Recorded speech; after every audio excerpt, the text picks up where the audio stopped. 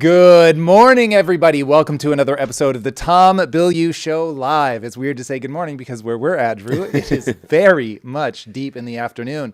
But nonetheless, everybody, I hope you are all doing well. I know that Trump is doing well because Trump's DOJ has signed off on an IRS settlement that is going to leave him, his family, and people that have walked by him in the past immune from tax investigation from his prior filings. That one's wild. Has a lot of people up in arms, understandably so. Trump says that he paused a bombing campaign against Iran just an hour before it was supposed to begin at the request of several GCC nations. This all feels ridiculous to me at this point. U.S. bond yields are getting out of hand as they hit the highest level since '07. Bad enough that I'm writing a deep dive about it. AIPAC takes credit for helping to defeat Thomas Massie in the Kentucky primary, and Drew's going to have something to say about that.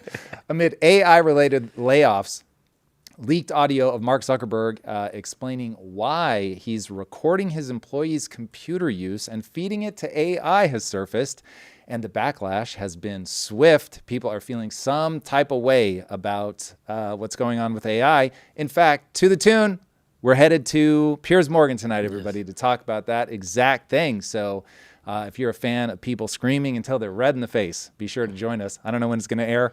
Presumably the next day or two, we'll see.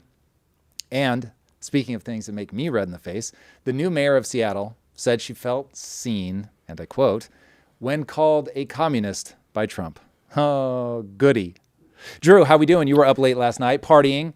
So we're staying right by the Arsenal Stadium. So everybody and their mom was outside, literally like mamas and grandmas and babies and all types of things. So they just won their championship last night. So yes, it was, imagine downtown LA after the Dodgers win times 1,000 because British are just so much more rowdy. So yeah, it was a fun time though. This is the Premier League. So you guys had a good time. It was a good time to be awesome, alive. But you sound like you're dying now. No, it's just I need to come up. So okay, if I made a complaint to HR, Tom, and then you just settled it, and then I was just immune, and me and anybody I might have hired, and my future people that I'm hired, they're all immune. I feel like that's a good deal, and we can make this happen. Yeah.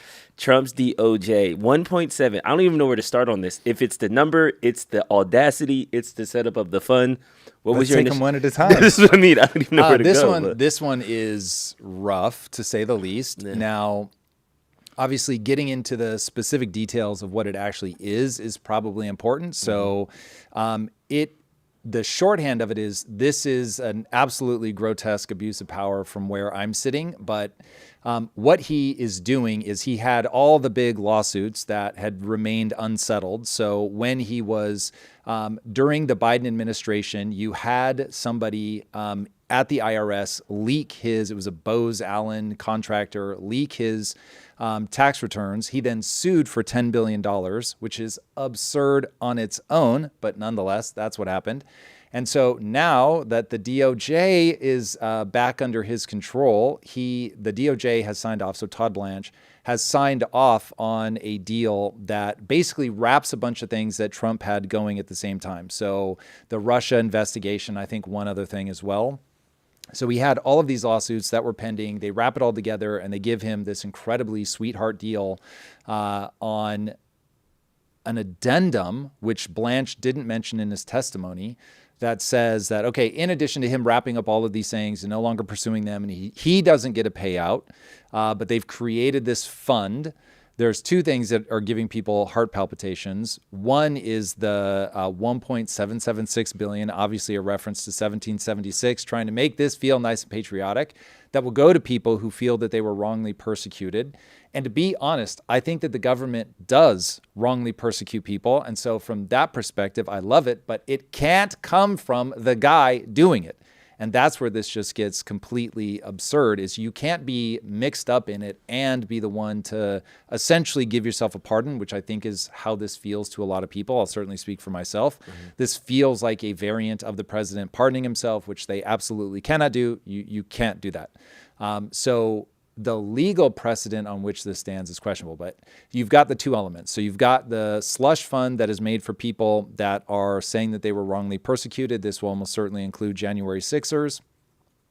And then you also have the second part, which is that Trump Donald Trump Jr. and Eric and the family organization, I think were the actual named entities.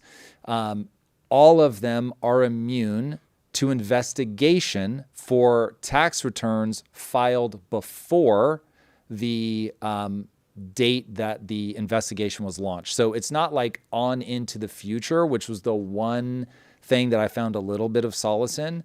But if I'm honest, I expect this to be legally struck down. Certainly not while he's in office, probably not, unless it goes to the Supreme Court. But this will almost certainly be challenged, aka struck down by any subsequent Democratic administration. So it's a bit performative for now because the DOJ, the IRS, none of them are going to go after Trump while he's in office. So take that for what it's worth. But this is just in a laundry list of things that look absolutely terrible.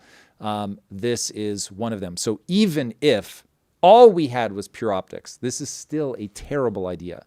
And the odds that this is pure optics, given how recklessly this guy has traded, for instance, if ever there was somebody that we would want to be exposed to just a good old-fashioned audit.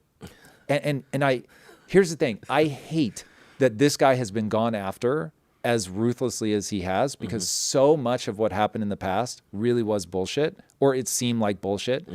And from that perspective, I was just like, the Democrats weaponizing the DOJ against Trump is such a bad look. This is going to come back to haunt them. And so it gives him enough cover, certainly with his base, to go after something like this and do it. When in reality, you want your president to know, when I get out of office, they're going to go through everything that I did. I better be above board. I need to have my nose cleaner than anybody else.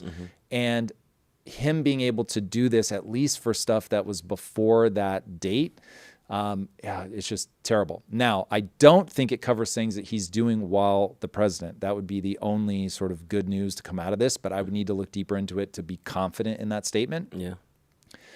Because I have a feeling that some of the things that he's doing from a trading perspective fall into the same kind of corruption that we're seeing with members of Congress and the Senate. It is so out of hand.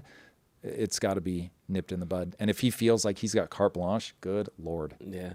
I want to hear it from him. He was asked about it yesterday. He took questions from reporters, and then we could jump to some of the speculation, because there's definitely been rumors flying around.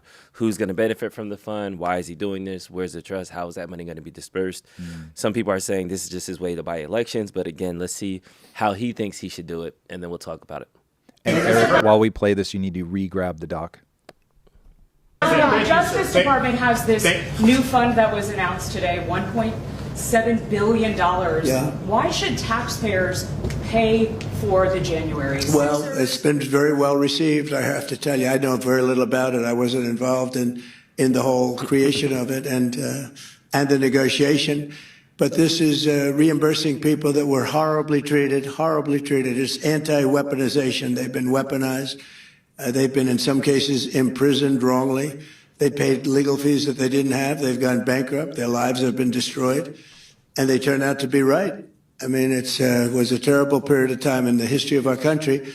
And they worked on it. I know the Justice Department, it's really been working on it very hard. There's been numerous other occasions over the years where things like this have been done. But these were people that were weaponized and really treated brutally by a system that was so corrupt, with corrupt people running it, and they're getting reimbursed for their legal fees and the other things that they had to suffer.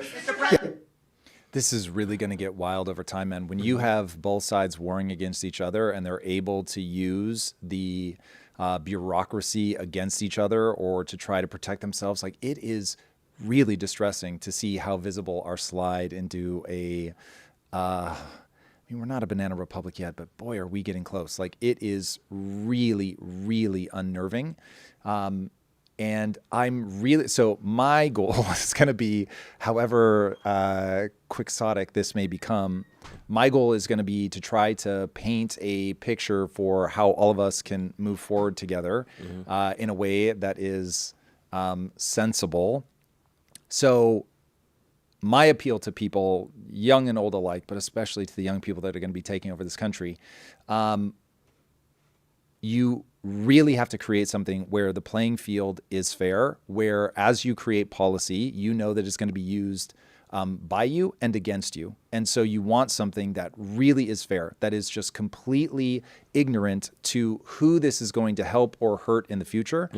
And right now, instead, what we see is people like tailor-making things specifically for themselves. And as a CEO, Lisa and I talk about this a lot, is whenever you make a policy, like someone may come to you and they have some crazy extenuating circumstances, you think, wow, I really want to help them. And then you think, but how do we make this a policy that affects everybody? And when you're forced to do that, it really does make you step back and go, yeah, I don't know who this is going to apply to. And so I need to be way more thoughtful about what this policy is. And we're not doing that anymore. This is just complete, like, it really was weaponized against Trump. There's no doubt about that. But now they're going to try to selectively protect themselves. And so the next administration is going to try to selectively protect themselves. And so this just turns into madness. And nobody has a sense of, I am beholden to the people of America. And look, I get like a lot of the things that we're told about Washington or Lincoln or whoever is mythology. I understand that. But in a world where we have a breakdown of mythology, given the volume and velocity of information that social media brings to the table, you really have to have people. You've got to seek people out that want to live up to some of that mythology, that want to tell us a story of what we look like at our greatest. And when all we have is example after example of being, of doing the thing that is best for yourself, being incredibly selfish, I think it is dangerous when you forget that kids just soak all that up. So adults may have already made up their mind as to whether or not they're going to do this, but kids really haven't.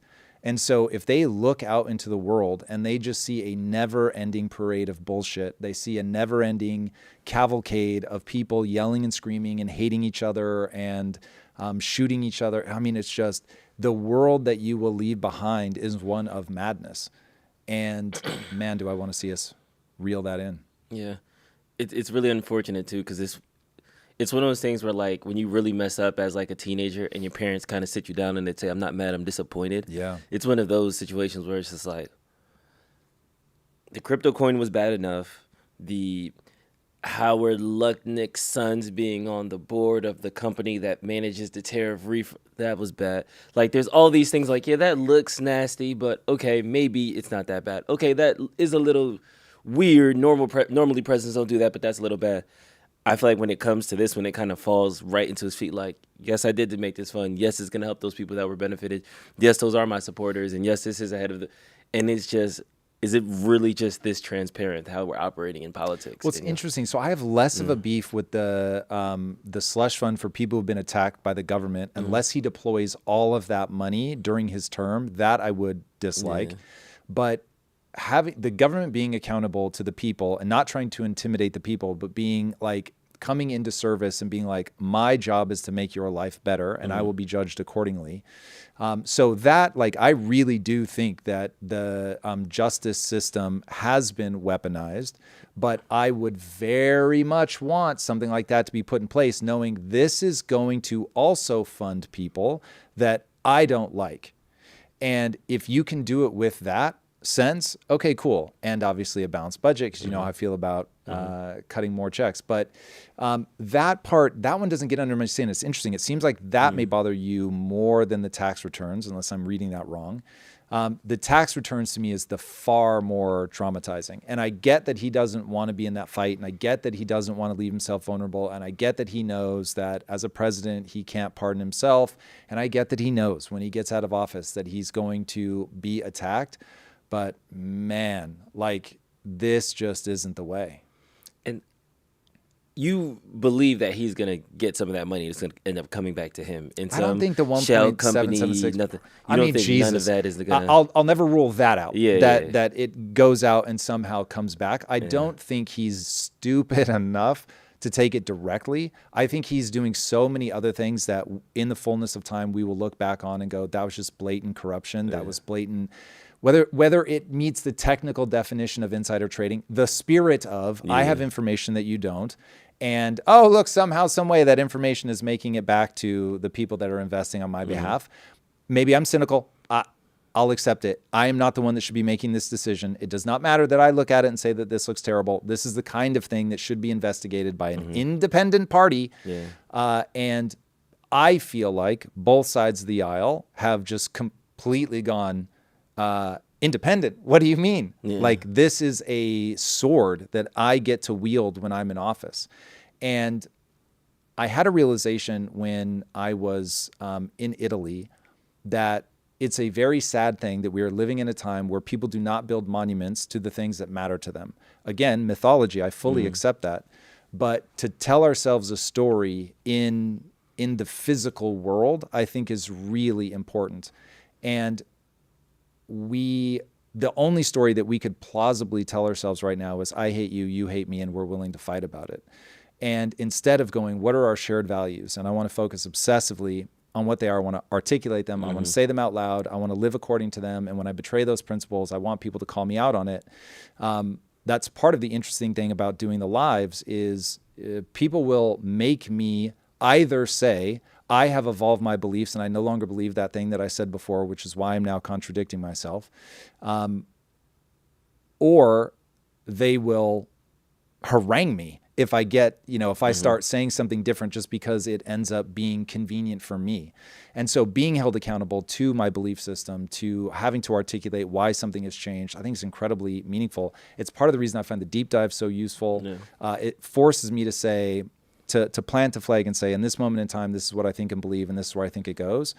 We just don't expect that out of our politicians. We don't, as a society, concretize those beliefs into physical things so that we can all say, but wait, like this is the thing that we all said matters.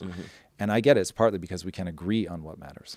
Good to bring that point back up, though. I think we used to be at least on the same page that corruption, politicians getting exorbitantly wealthy while in office, all that stuff was gross and we didn't necessarily like it. And it was just when it was Nancy Pelosi, everybody had the smoke, everybody was mad, everybody was on board. We really need to have a change. But now, whether it's the Trump announcement, he's also been trading. There's now these corruption. There's now Mike Johnson is justifying it. Now people are like, well, if I was a CEO, I have insider information. I'm allowed to trade my company. Why can't politicians do this? And there's kind of this backwards okaying and kind of revisionist history of how I felt about corruption, and it's not as bad as I thought. To me, that's more important versus what the headline is saying. It really doesn't matter how much the fund is. It really doesn't matter what the lawsuit was. It now matters that everybody says corruption was wrong 4 years ago, 3 years ago. Probably give me 2.5, you would say that.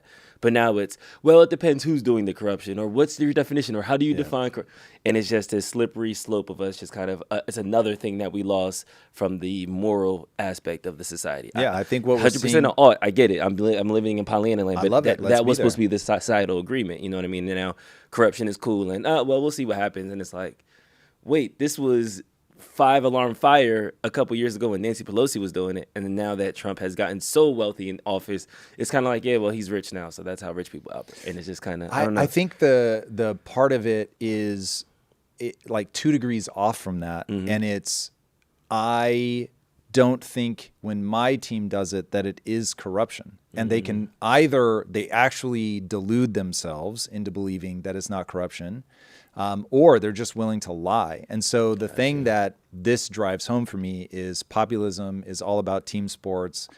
If people could just look at things rationally and say, I don't care whose team gets me to where I'm trying to go, but I have a very clear end goal that I'm trying to get to. I've articulated mine a gazillion times, I'll do it a gazillion more, and that is to have a thriving middle class. And if you can say, this is where I'm trying to go, and then we can talk policy and say why we think it will get us there. And then as we begin marching down that path, we can either show that it actually is working or it's not working and we need to pivot. But when it is simply, I'm on a team, this is my identity, and so whatever happens on this side, I'm going to justify, that is a nonsensical way to live your life. Like, again, the only thing I'll say is the only person I will make foolish decisions for is my wife. I get why people will go to bat for their kids or whatever, but like outside of that, like any of that stuff is just it's toxic to the culture. And so people have got to find a path back to these are the things that are objectively right. And I don't mind myself being held accountable to this either. Copy that.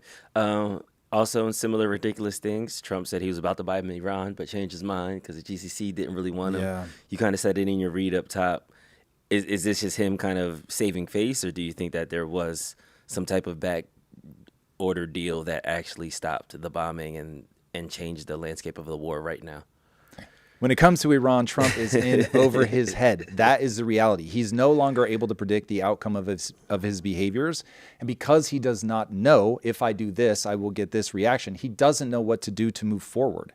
And so to me, the whole idea of Trump always chickens out, that's a stupid mentality. That's a dumb way to read him.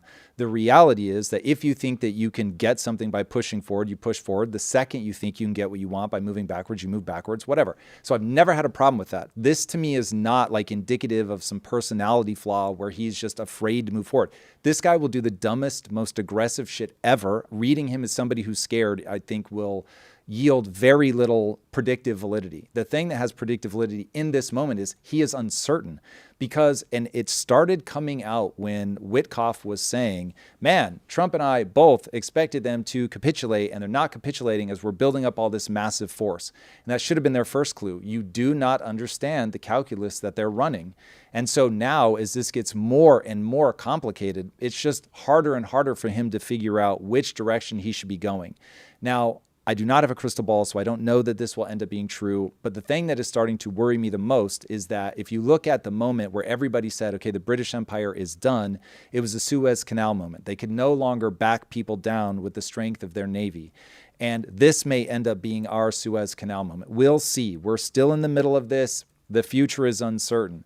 But boy, oh boy, when I hear him say, we were an hour away, even the way he said it, I don't know if we have the clip, but even the way he said it, it's the one where he's standing in front of the White House ballroom construction. Okay. Even the way he said it just sounds fake. It sounds like someone trying to perform in a way that he doesn't always. There are often times where he says something, I'm like, well, even if he's wrong, he believes what he's saying. This is not one of those times. Like he sounds like somebody who's trying to posture and say, yeah, they really better worry. But you can only say that so many times and then not push forward before people go, okay, this is BS. Now, by the way, this is not me hoping he pushes forward. This is me hoping he finds a resolution. But the way that I'm reading all of this is that he is just unsure what path is going to yield the outcome. Asymmetric warfare is the thing people keep losing sight of. We can be the strongest military in the world, but if they don't have to win a military victory, they just have to win the strategic victory of dragging this out long enough that if their people are starving and they can just kill enough of them that they'll stay silent, and we have an actual political process that however much it's limping along is still real, then Iran knows they just have to keep dragging this out and keep dragging this out. So you have two entities that both think the longer we drag this out, the more of an advantage we have. But right now, it seems like Trump is leaking credibility way faster than the Iranians. The Iranians don't even have anything to prove at this point. Mm-hmm. It is just, I retain power or I don't. And if they retain power, then they can complicate matters forever. And the rest of the world will either have to join in a military response, which they are not going to be fast to do if the U.S. has to tuck tail and leave. And otherwise, they're going to end up paying fees to go through the Strait of Hormuz. And look, over time, people will find ways around it. But it opens up a can of worms where other countries are going to start charging a fare for transit through their seas. Yeah. So this is a moment of tremendous uncertainty leaking off of the president from where I'm sitting. Yeah, here's the clip. We were able to find it. How close were you striking around? I was an hour away. We were all set to go. You're talking about yesterday. Yes. We were going to be striking it would have been happening right now. Yeah, it was all done. The boats, the ships are all loaded. They're loaded to the brim. And we were all set to start. There's just something about it. Look, I have a belief in my head, and so it's entirely possible I'm just painting it on him. But yeah, this is not somebody who sounds confident in exactly what they're doing. They know they're going to get out of this what they want, and that they've got the itchy trigger finger, and so you better believe that I'm going to follow through with this.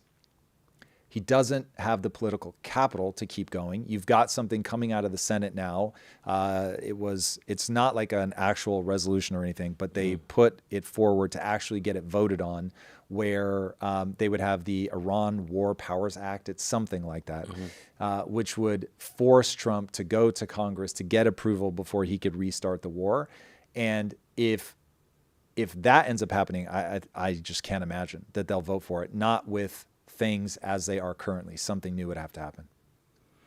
Yeah, and there was some speculation on that too, that the reason that was able to pass this go round is because a lot of people lost their seats. We'll get to Massey and everybody else later on in the show. But in general, I was having a conversation with my London friends. They were like, yeah, man, you lot are going through a lot. You know, Trump is out there. It's kind of crazy.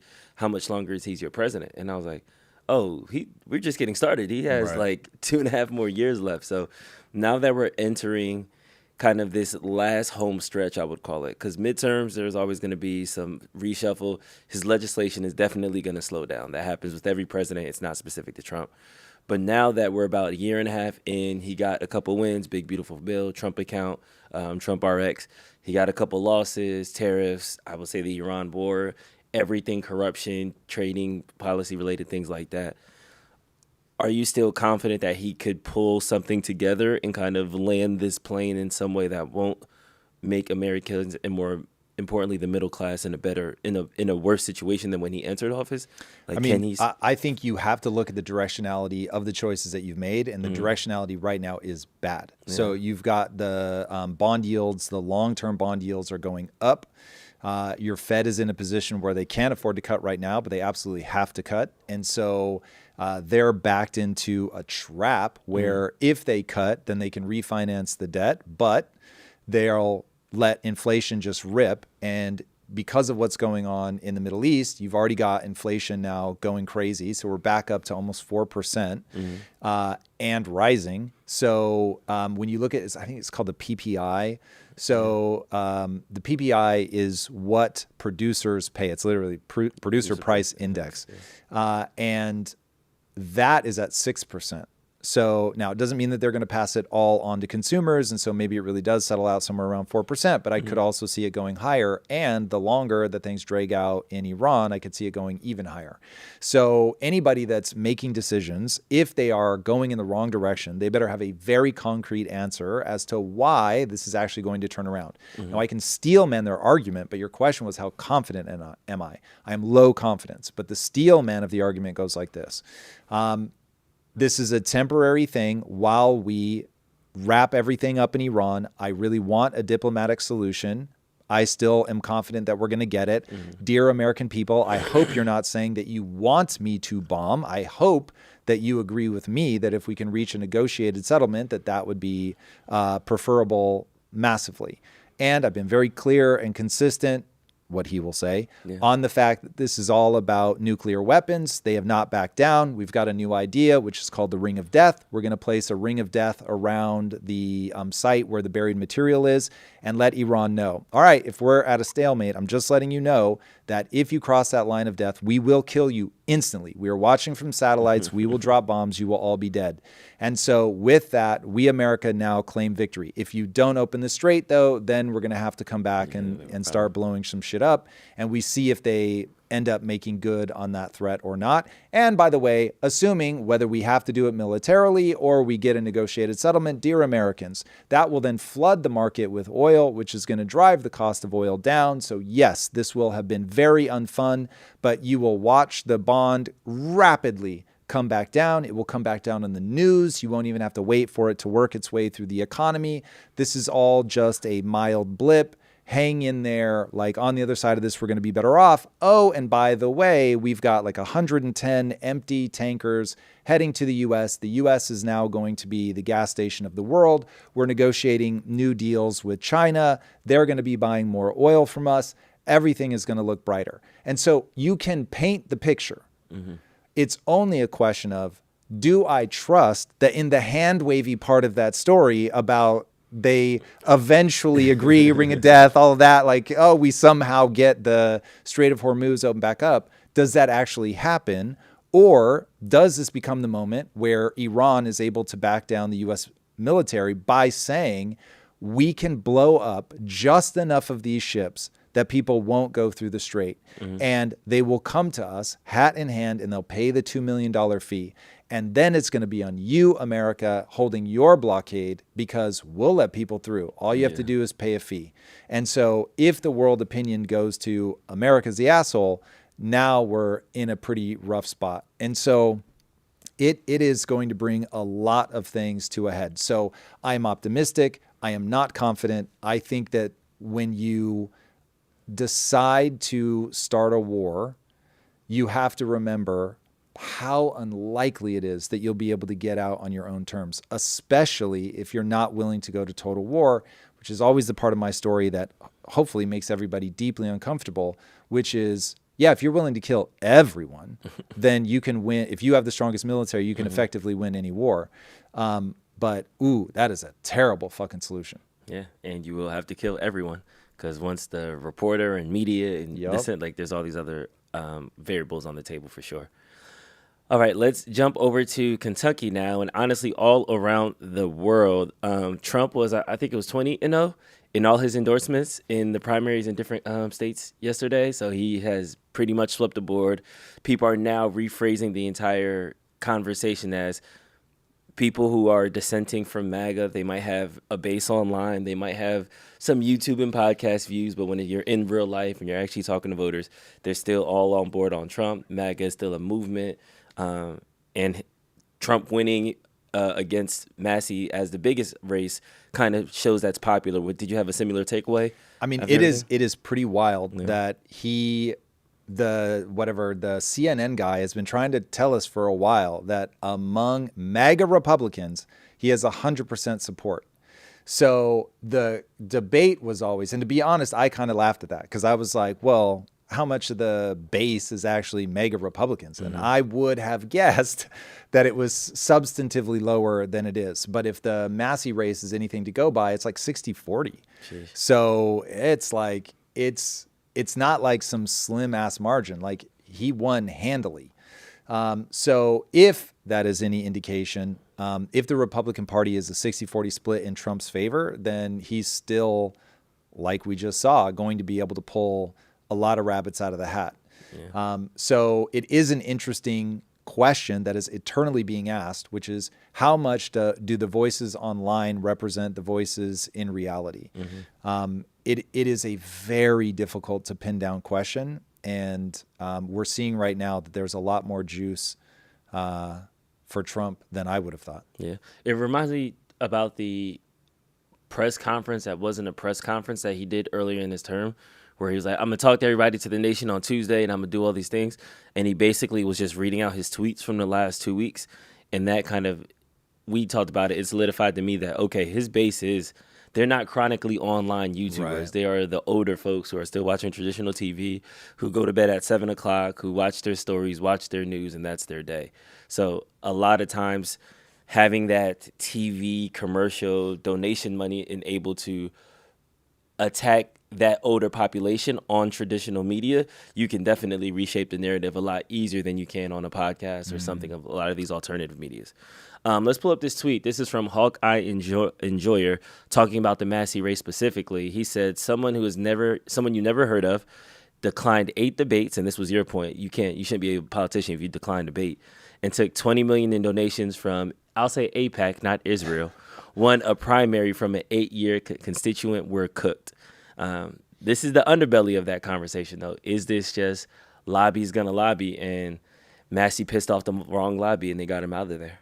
Yeah, this is a naked display of money in politics. This is why you should hate everything about money in politics and why we need somebody to put forward a better way to do this. And then we need to pressure the life out of our Congress to actually pass something like that, which of course is going to be very difficult.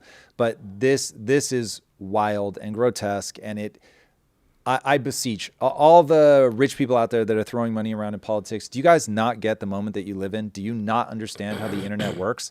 Like, this stuff is going to be dissected and broadcast over and over and over. And every day you lose one of the older people that you are counting on that don't have access or don't avail themselves of the velocity and volume of information. And you are telling yourself a story that is completely nonsensical, which is that you still have the power, you can do things as normal, but you are radicalizing generations of people, not just a generation. These people are going to be unforgiving as they amass more power, as they become a bigger part of the voting bloc. And so seeing people make such a stupid rookie mistake is just absolutely wild. You are playing such a short-term game that doesn't need to be played like this. Like, if you want to be inspired by somebody who's just willing to take people on the strength of the ideas and the actual record of what the person has done, look at Spencer Pratt. So you've got somebody who just says, hey, this is what they did, this is what I plan to do. And if your guy Galrain can't win on this is what he did, this is what I'm going to do, now we have something that is going to radicalize people. I promise you, because the people who are online, whatever percentage of the base that is, it grows by the day because people are growing up in this environment now. This is just how they're going to get their information. And so they will always be awash in an amount of information that the people that I think you're winning over, if the numbers actually reveal what I think they reveal, that you're swapping younger voters for older voters, and that constituency is going to die off. It is a bad trade. And if you need to look at anybody to see how fast things can change, you don't have to look any farther than AIPAC. Man, they went from default, Judeo-Christian, we're in this together, to being seen as the global villain. Yeah, now you have to answer that question. Did you take AIPAC money before you can run? Yeah. But here's the demographic breakdown. So from 18 to 29-year-olds, that's 10% of the voting bloc. Massey won 79%. 30 to 44-year-olds, about 23% of the voting bloc. Massey won 65%. But you think the older you get, the older it gets, one, the more people are voting in that generation, and two, the more people were voting against Massey. So from 45 to 64, 35%, the largest base, it was still 53% Massey, but it was a 65 and older crowd. 33% of the vote that swept them, 65-35. And remember, this is an 8-year incumbent. So these people 65 plus, they have been around with Massey. They've known Massey. So it's just crazy to see how stark these demographic pictures are coming after how much energy and online was about Massey over the last couple of days. Yeah. But to your point, lobby's going to lobby. Lobbies are going to lobby. People are going to pursue financial interests, and ultimately we're all going to pay the price for this. People have to build a mental model of how the world works. People have to begin to connect the dots in a way that's grounded, that allows you to make different choices and get a different outcome. Don't build a worldview that is hopeless, but we really do have to look at the way all of this is transpiring. We are in a position right now where basically the American economy is being strip mined. And by that, I mean, in fact, let me be very specific about what I mean by that. They are leveraging deficit spending and money printing to take money from everybody, but obviously it's going to disproportionately hurt the middle and working class. And they are able to create a funnel into assets. And you're talking to somebody who benefits from this tremendously, and I'm screaming as loud as I can to stop this for the love of God. And so when you're looking at somebody as a politician, whether we want them in power or not, just think obsessively about that. The guy we just booted out was the one motherfucker wearing the pin that tracked the debt. This is so infuriating. So yeah, the great news is that we have a voice. And so we don't have to be just online denizens. We actually can make our voices heard, not in a psychotic way, just make a better argument. Make a better argument. That ends up being, I think, the most important thing, cause and effect.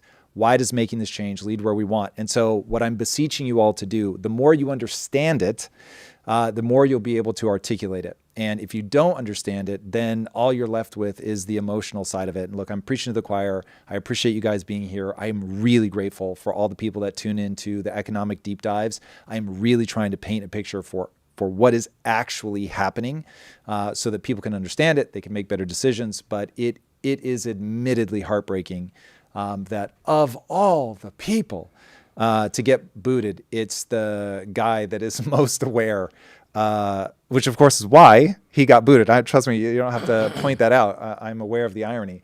But we've got to pick that up collectively. We've got to carry that torch. Otherwise, we really are cooked. And a lot of people are taking victory laps around Candace Owen, Jake Shields, Dave Smith, Tucker Carlson, including Meghan McCain, who tweeted out, shout out to Tucker Carlson, who was 0 for 5 in candidate endorsements. So a lot of people are saying Tucker Carlson and Thomas Massie aligning with him, talking about the Epstein files, alleging Trump being in those files. That was the beginning of his downfall. And so, I mean, there's an interesting story to be had there, which is I'm not sure what those guys are doing. When I look at them, I won't put Dave Smith in there. I think while Dave Smith and I come to different conclusions, Dave really does seem to be trying to track cause and effect the best he can. I think he's gotten too myopic on one topic. But when I look at those guys, they map better to, oh, this person's trying to get clicks. Then it's like, got it. Like you found white space. You know, you have to say something different. You have to say it in a way that like really hooks people. I get the temptation as somebody on the internet. Oh boy, do I understand it. But it is really bad long term. And especially like I often think, okay, what if I'm on the wrong side of this issue? Like I think about that a lot with AI. What if I'm on the wrong side of this issue? Because I really think, and obviously I've been predicting this for a long time, I think it's going to get violent over AI. And I will clearly be on the quote unquote wrong side of that. But because I actually believe that we've got to do it well, it's not going to not happen. I've made that case many, many times. So now how do we do it well? I think that's where the focus needs to be. Every technological transition in history has led to more jobs, not less. So we should be with an eye towards that. But nonetheless, the temptation to, let me just go over here. You feel that pull. I think it's a mistake. And in the fullness of time, you're either going to be right or wrong. And if you can look yourself in the eye and be like, well, I really believed it, you've at least got something. But man, if you're just saying whatever you think you need to say to be popular in the moment, ack. That brings me to Ashley St. Clair, Elon's baby mama. I don't know if you've been tracking that. I have. I'll be interested to see how you make this transition work. No, because it seems like she's saying that Elon was behind the rigging of the 2024 election. And so to your point of there's white space in the market, you know, some people are trying to clip. This is the same woman who tried to start a show, who was also on the media influencer like sphere. So is it just I have access to Elon, I have information people don't know, this is my white space? Or do you think there might be credence here to the technology savant Elon might have had a little bit more to do with the election than we were led on to believe?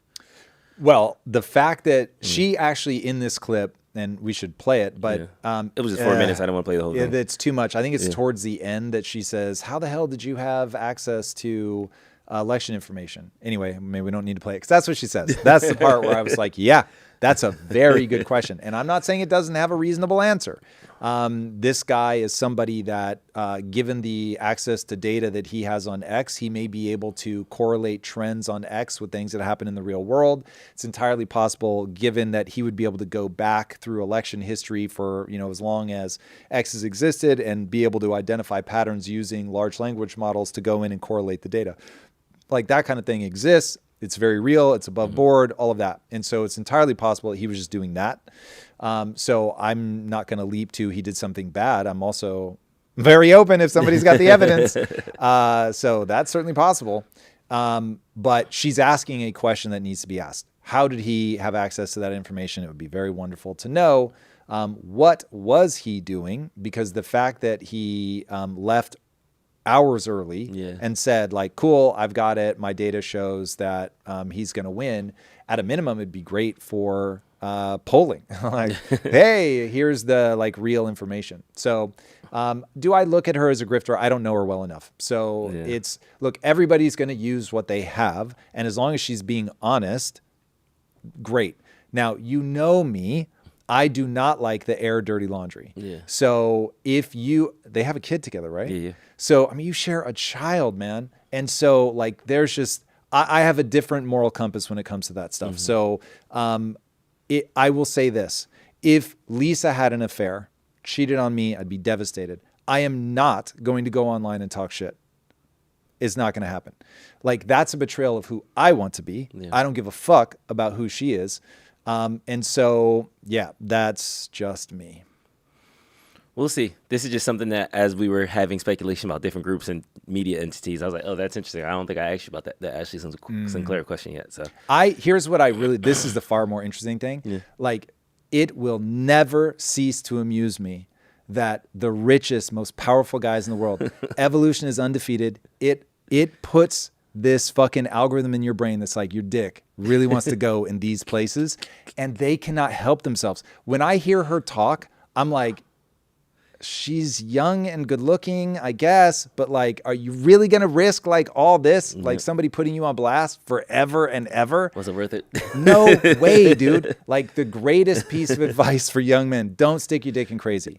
Like, and if you can't determine who's crazy, there's your answer. Like, yikes, man, you've really got to be careful with this shit. Yeah. Hard pass. But that shit makes me laugh until the end of time. Yeah. Like, it is so easy to make guys act a fool with sex. Like, just fucking sex, man. It is really, like, it does do something to your brain. I will be the first to admit, when you see something that turns you on, it is like a hand reached inside your brain and just squeezes. It's really bizarre. It doesn't matter how many IPOs. It doesn't matter what strategic M&A deals Doesn't you have matter. on the table. Jeff I'm going to send this Bezos dick pic. Still sending that dick pic. He's still sending that dick pic, dude. That is wild. The one promise I make, God forbid something ever happens to my wife, I'm not sending dick pics. My wife, girlfriend, could literally plead with me. No, I'm not falling for it. I'm not falling for it. Never said it. Not doing it. That shit is wild. All right, let's jump over to some super chats. We got LeBlanc in the chat again. Shout out to LeBlanc. Hope you're having a good day, sir. Super chat. There it is. I heard it in HD up, that LeBlanc? time. Eric, let's go. Yeah, Tom, full I 4K. love you, but global opinion, i.e. Europeans and Canada, doesn't matter. Their countries have bigger problems in the next 5 years, assuming they still exist in 15 years. Also, everyone have a beautiful and wonderful day. What's that in reference to? Did you say Canadian? Global opinion, i.e. Europeans and Canada, doesn't matter. Their countries have bigger problems. Like their opinions on us. Right. Yeah. Did I say something about that? This was when we were talking about Iran and how Trump on the global scale might have made us look crazy. Okay, so I'll address it directly. I can't capture what I was saying when this triggered, but I will say, listen, you do not want to be isolated in the world. That would be a very bad idea. And so, sure, you can throw your weight around, and you should, in fact, throw your weight around when negotiating deals and all of that. I want to see America in the top slot. But at the same time, make friends before you need them. We don't want to end up being in a position where we're like the global asshole. Nobody wants to do business with us. They do it begrudgingly because we're, insert the thing here that right now we buy the most shit. But I think it would be terrible advice to say, I don't care about what you peons think. You can all piss off. I get it. Some people run their strategy like that, but that is a terrible strategy because that's how you get knifed in the back by a whole bunch of little people. The thing I'll remind everybody is that governments form specifically because each person by themselves is too weak. And so if you carry that up to the country level, like you might be able to do it for a while, but eventually you run up against, like we are now, a peer competitor like China that can make your life difficult as well. And so if you guys are just naked adversaries and you're like trolling each other back and forth, this is basically what was happening during the 80s with the Russians. That's not the position you want to be in, not from a blood and treasure standpoint. You're going to waste so much money having to just endlessly protect yourselves and arm up and all that stuff. So anyway, you're right, and at the same time, I think strategically that would be very foolish. All right, we got Casey Gray, BJJ. He says, just like we have a minimum age, maybe we should have a maximum voting age. Drew? Bro, Okay, corporations do it all the time. You're not hiring a 75-year-old analyst. You're not hiring an 80-year-old I would like to say that Drew's statement does not reflect Impact Theory's hiring process. Oh, okay. That's illegal, Drew. But we in other parts of society, we're like, yeah, you're too old for this job. But when it comes No, to we politics, don't. You legally, literally can't do that. So Drew doesn't hire old people. That's clear. I would like to, again, point out to anybody who might be watching this, Drew is not in charge of the hiring policies at Impact Theory. Okay, listen, your point obviously is taken. Yeah. Here's what I think. Do I actually believe? I'm going to say it, and then I'll decide whether I actually believe this. Having some sort of standardized cognitive test does not hurt my feelings. In the same way that we do a driving test when you reach a certain age, because we just got to find out, because odds are, right? Like we're just playing the odds here. It would need to be standardized. It cannot be flexed for anybody for any reason whatsoever. But yeah, that probably wouldn't hurt my feelings. As you get older, you are more and more likely as of today to have cognitive decline. Did you see the photo? So what's his face got primaried as well. The really scary old guy. Fuck, I can never remember his name. Yes. Yeah. Oh my God. Did you see the photo that they put of him? He looks like an alien, man.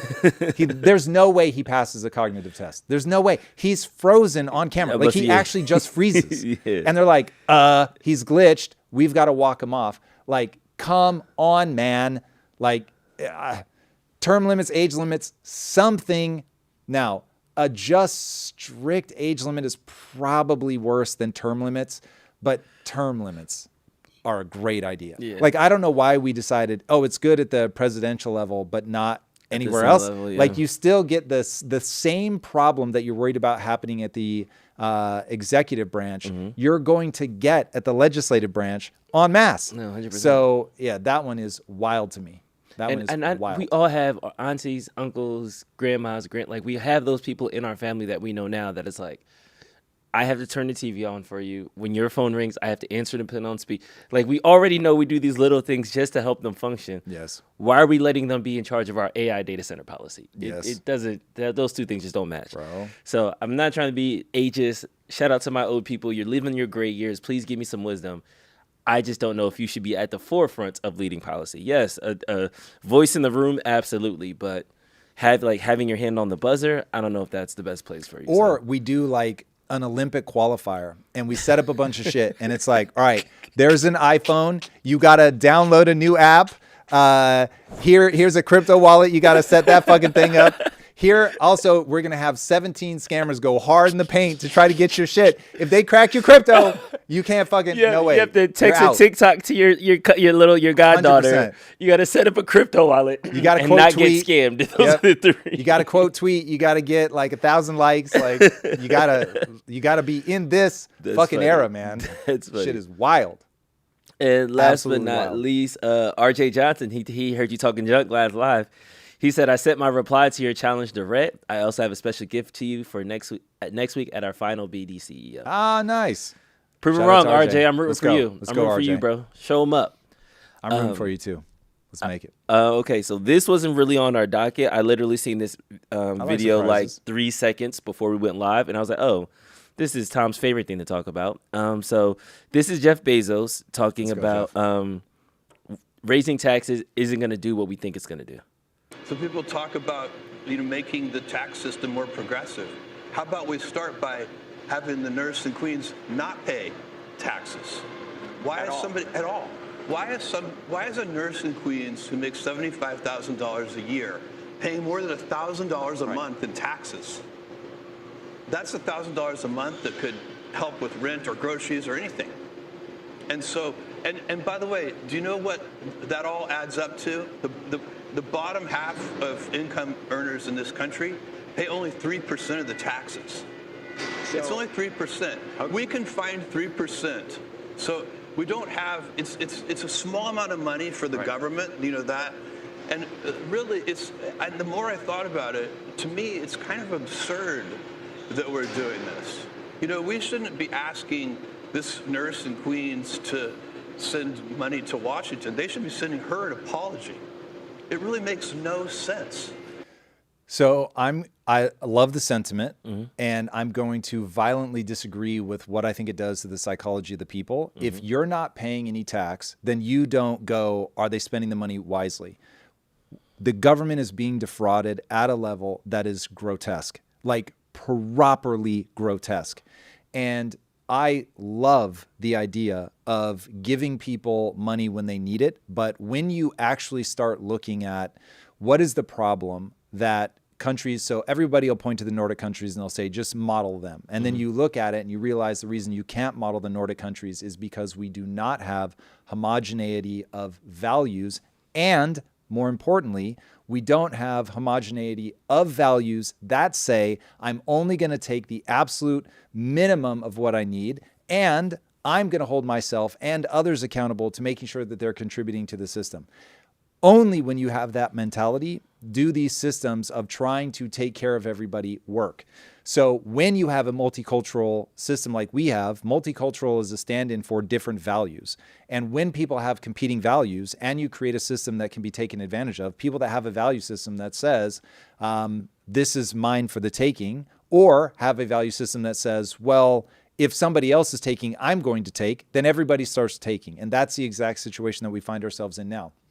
It doesn't work because of the way that the human mind is, and getting people to understand that. So people have to be paying into a system so that they will go, is my money being spent wisely? And then I hope that people start going, yo, we need a way smaller government.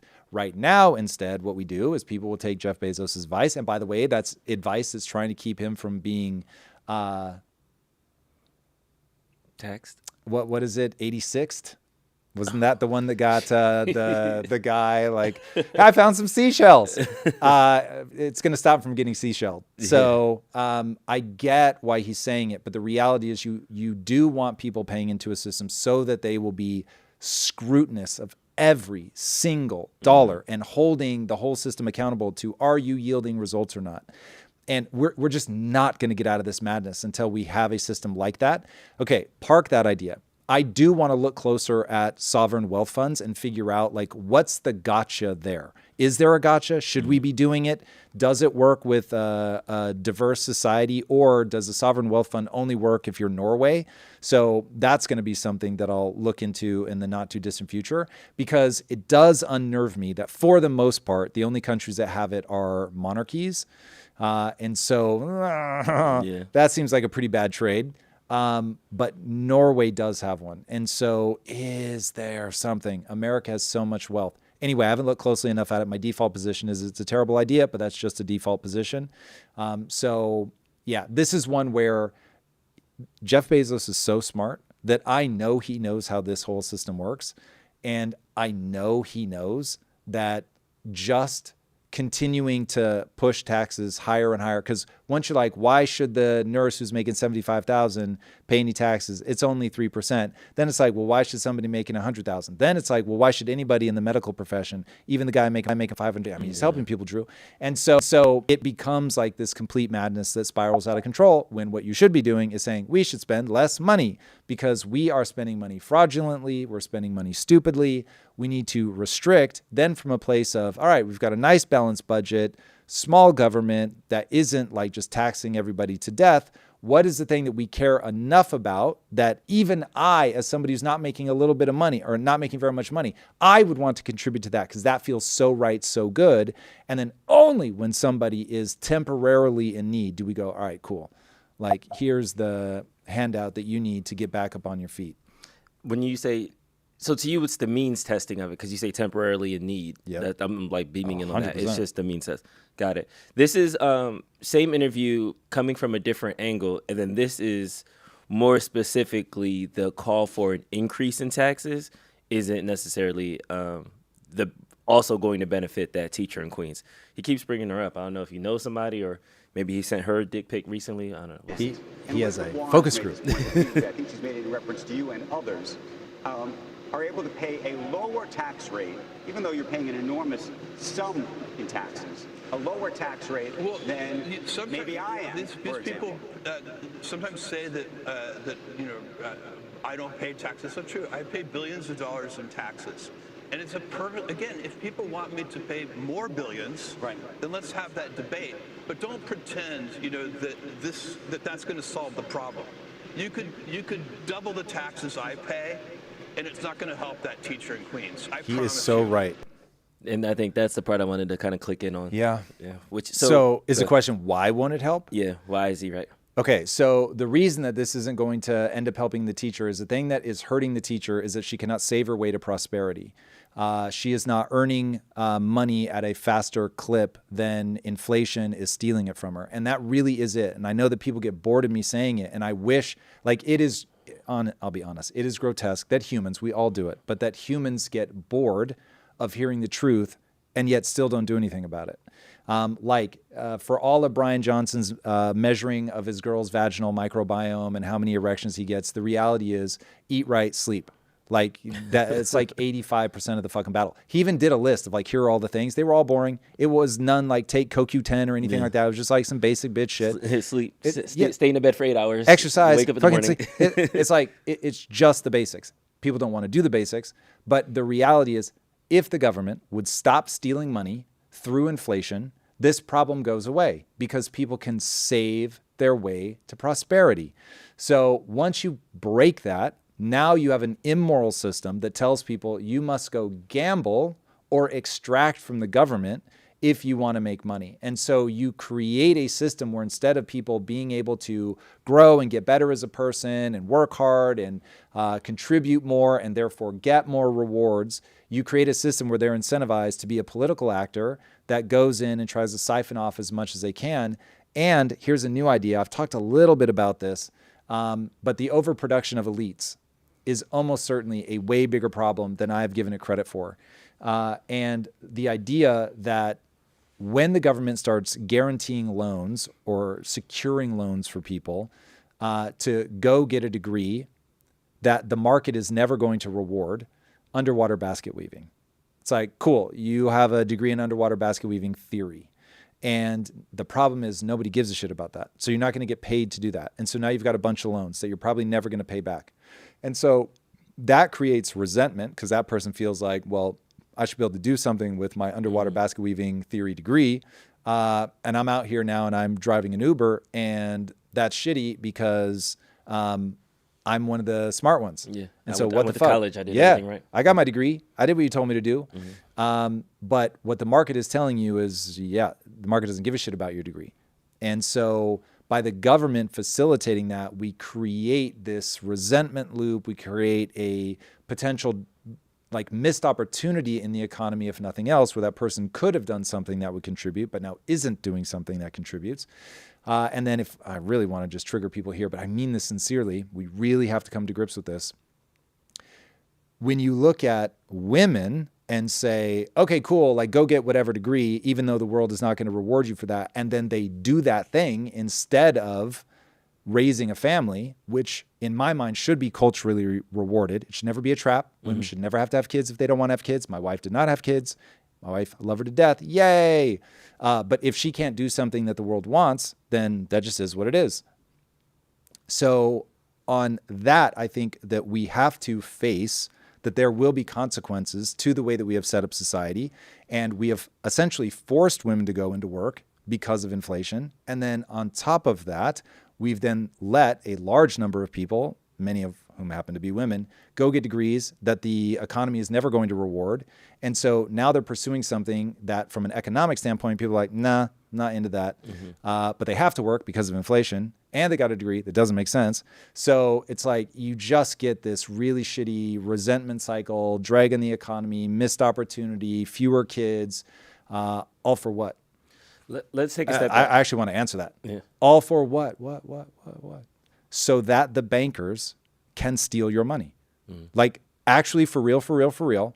The Epstein class is the meanest way to say it because they're not all going to be from Epstein Island. Yeah. But that creates the right sense of like this loosely entangled nefarious group of actors. Thank you. And dude, once people start like actually seeing how those Lego pieces fit together, it's like, ooh, I don't like this. This is not good. And so, sure, take more money from Bezos. It won't help because your problem is actually something else. All right, you lost a couple people with the. I was going to say, there's no way people the elite overproduction, but I think they just don't know the pieces of like the equation. So, what do you mean by elite overproduction specifically? And okay, so it's overproduction of elites. So just to make sure I said it right. But what's so like an elite in this category? Yep, the overproduction of elites are people that are doing, call it like almost philosophical jobs. They're not building or creating a thing. They are doing administrative work. They are doing philosophy. They are consulting. Now, I'm not saying all people in those fields are all falling into the overproduction, category. But this is a thing, like if somebody has a degree in, Wisconsin butterfly studies, and they then just cannot get a job doing that and they end up being an Uber driver, that's the economy saying, we actually need somebody to transport people around. We don't need somebody to tell us about Wisconsin butterflies. So that is what I mean. And this is like a known thing. This is not Tom making up the phrase, the overproduction of elites. Yeah. This is part of when you look back at a society and see how it breaks down, this is what ends up happening is you're always going to have a group of elites, right? The iron law of oligarchy. So oligarchy simply means small number of people. So there's always going to be a small number of people that run the country. And you always hope that it's because they're legitimately smarter. Yeah. And so it's like, oh, this small group of legitimately smarter, more driven people are running the country because they're the right people to run the country. But then as a parent, you go, well, where do I want my kids to end up? Do I want them out doing a backbreaking job in the fields? Or do I want to say, hey, this one's really smart. Let me send them off to the training or to the schooling or whatever. In China, it would be you were trying to get them on a government track because that's the most powerful, other than being an entrepreneur, that's like the best place to be. And so we started telling kids like, oh, you really want to go to college. And so trade schools just started dying off. Nobody raised their kids and said, blue collar's dope. You want to be blue collar. Shout out to my friends back in Tacoma who legitimately aspired to being literal pipe fitters. They know who they are. Fucking love them. And they just like from the time they were kids, man, like eyes straight ahead, I'm going to be a pipe fitter. And that's rare now. Like we don't tell kids, go be a pipe fitter. We tell kids, yo, you're going to go to college. Like in my family, it wasn't even an option. Same. You were going to college. Yeah. And so I remember one of my friends being like, oh, you're going to go to college? And it was the first time it occurred to me that you could even not go to college. Yeah. That was not something I ever considered. It was like, yeah, you go to college. But I think it might be the word elite that's tripping people out because there's people in the chat right now that are saying like, Tom, you are the elite. Tom and his friends are the elite, not some random psych major. They're not the elite. They are. They're being groomed to be in the quote unquote elite. Okay. So, so I get it. This word is carrying a ton of baggage that people already have. If you think of elites as they're the rich bad guys, the statement is going to be very confusing. But they become the bad guys because you overproduce. And so this is the French Revolution. The French Revolution was not about poor people rising up. When you start researching the French Revolution, I think it will take up a different place in a lot of people's minds. So the French Revolution is not a bunch of poor people who are like, we can't afford bread. It was the overproduced elites who had the free time to say, like, I'm not getting ahead the way that I thought I was going to. I'm a part of the, the gentry. I'm a part of the, what are they called? Courtesans or whatever, courtiers. Like, I'm in that class, but now I'm not able to make enough money because I've been raised to be a part of this, but there's way too many of us. There's not, the economy is not making a demand for more of this small group of people. So really, I should be out being a plumber, electrician, school teacher, whatever. But instead, I'm trying to get up into this rarefied air. And so we just pump them out as if that's what they're going to do. Now, they don't end up doing that thing. And that is precisely what causes the bitterness. So they end up falling back into some other job, feeling very angry, feeling very displaced, like this is not the future that I was promised. And therein lies the problem. They are called, when people talk about this problem, they are called the elites because they match, like they've been highly educated, they are going after white-collar jobs, that kind of thing. That is what people mean when they say the elites. They don't mean the secret cabal of billionaires, blah, blah, blah. I think that helps. I'm waiting for the chat to kind of catch up to that. Yeah, by all means, let me know. I do think that that's a better way to kind of ground it. So I think you nailed it with the blue collar versus white collar. That might be another one. Like, so there's a lot of people who went to college for, I have a really good friend. She went to college for urban planning. Got a master's degree in urban planning. She manages at Applebee's. I love her to death.